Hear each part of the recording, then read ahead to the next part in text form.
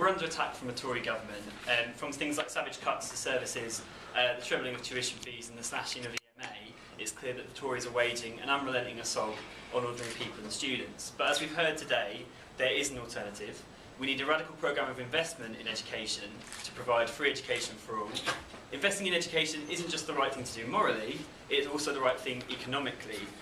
Investing in education, every pound you invest in education grows the economy by around £2.60. Investing in education and other public programmes stimulates growth, kickstarts the economy, and it also allows people to get the opportunity to gain the skills they need to develop the highly skilled workforce that's necessary for the investment in green technology that we need, both for the economy and also for the future of the planet. So how as students do we fight for this alternative? It's clear that we need to unite the struggles against austerity and also the Tories' neoliberal agenda.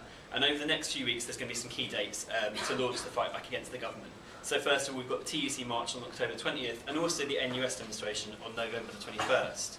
But the road to the NUS demo hasn't really been an easy one. It's only through mobilisation of students, led by the NUS Black Student Officer Kanja Cisse and Vicky Bars herself, that we actually managed to get a demo at all, against the wishes of some of the NUS leadership, who seem content to sit back while the Tories dismantle our education system.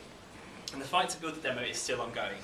While students are mobilising to take part in the fight for their education, the NUS is failing to build the biggest movement against the attacks on education and wider society.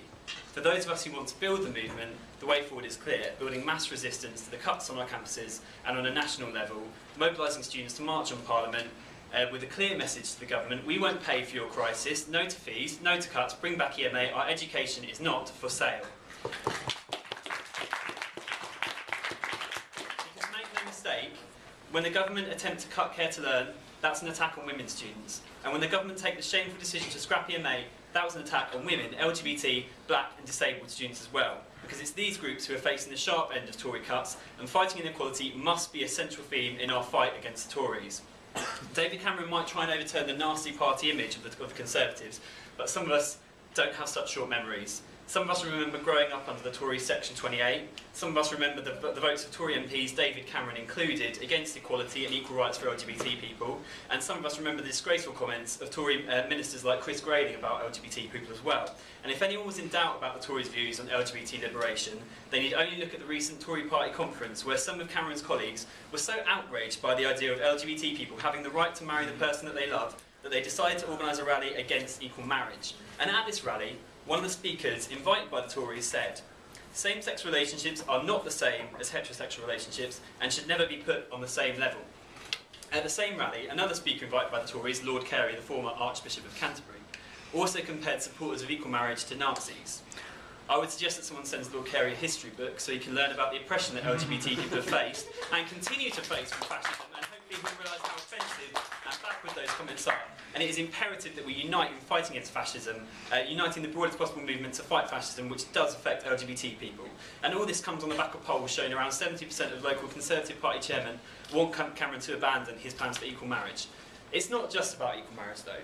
It's about the effect Tory cuts are having on LGBT people, women, disabled people and black communities. It's about places like Stockport, where services providing HIV treatment and support were cut by 100%. It's about cuts to the NHS that will make access to services and support for trans people that much more difficult. It's about the cuts to services that LGBT people rely on. And that's why I'll be proud to march alongside teachers, doctors, nurses and trade unions on the 20th of October. That's why I'm proud to be part of the progressive student movement, building for the student fight back against austerity, racism, inequality and imperialism, and fighting for the alternatives, investment not cuts, creating jobs and investment in free education.